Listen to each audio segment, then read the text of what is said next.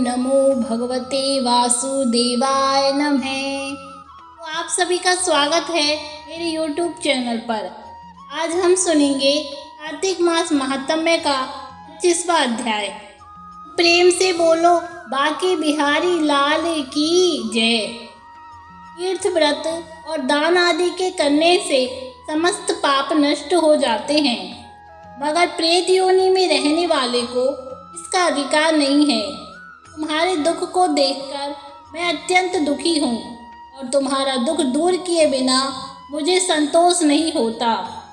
तुम्हारे पाप बड़े भारी है, क्योंकि यह तीनों योनियाँ बहुत बड़े पाप करने वाले को ही प्राप्त होती है, और प्रेत योनि तो थोड़े पुण्य से नष्ट भी नहीं हो सकती। लेकिन मैं तुम्हें इस योनि से अवश्य छुड़ाऊंगा। इसलिए मैंने जो कार्तिक का व्रत किया है उसका आधा पुण्य तुम्हें देता हूँ, क्योंकि यज्ञ दान तीर्थ से सब निश्चय ही कार्तिक के व्रत के पुण्य के समान नहीं है। देवर्षि नारद बोले, हे राजन, इतना कहकर धर्मदत्त ने उसको ओम नमो भगवते वासुदेवाय यह 12 अक्षर मंत्र सुनाया और तुलसी का जल उसके ऊपर छिड़का। बस फिर क्या था, क्षण भर में वह प्रेत योनि से छूट प्रज्वलित शिखा के समान दिव्य रूप धारण कर लक्ष्मी के समान सुंदर हो गई। तब वह धर्मदत्त को दंडवत करके प्रसन्नता से गदगद होकर बोली, हे ब्राह्मण, आपके आशीर्वाद से मैं इस घोर नरक से छूट गई हूँ। मुझे पाप सागर में डूबती हुई के लिए आप नौका के समान हैं।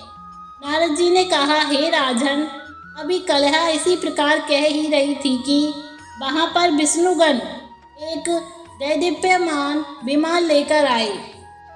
विमान के द्वार पर अप्सराएं और गण बैठे हुए थे। धर्मदत्त ने उनको देख करके प्रणाम किया।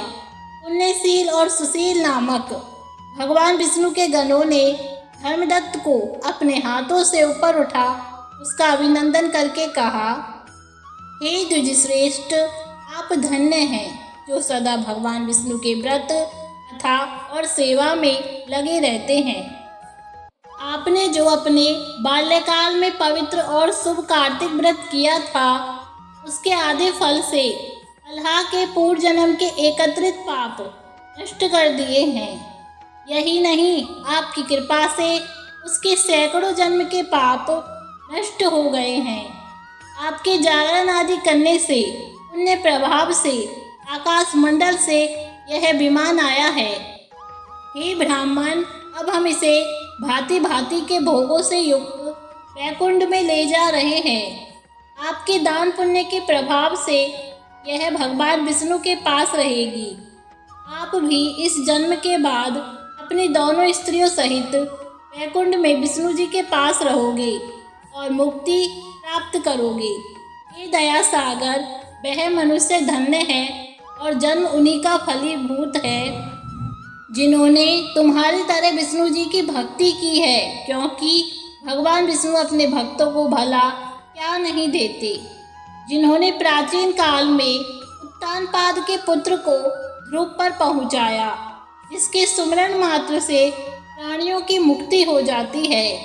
प्राचीन काल में विष्णु जी केवल अपने नाम के स्मरण से ही आप द्वारा पकड़े हुए हाथी को हस्ती योनि से मुक्त करके जय नाम देकर अपना पार्षद बना लिया। उसने उसी विष्णु की सेवा की है।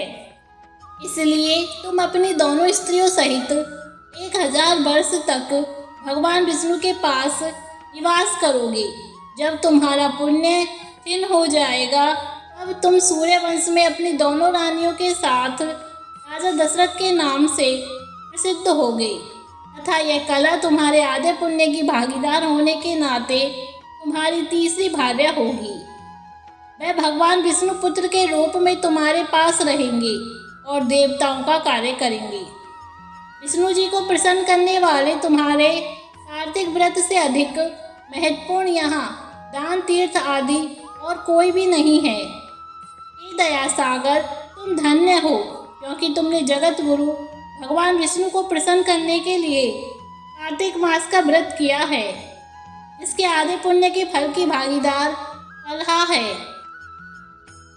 इस समय हम इसे अपने साथ विष्णु लोक में ले जा रहे हैं। तो इस तरह कार्तिक मास महात्म्य का 25वां अध्याय समाप्त हुआ। श्रीमन्नारायण नारायण हरि हरि, श्रीमन्नारायण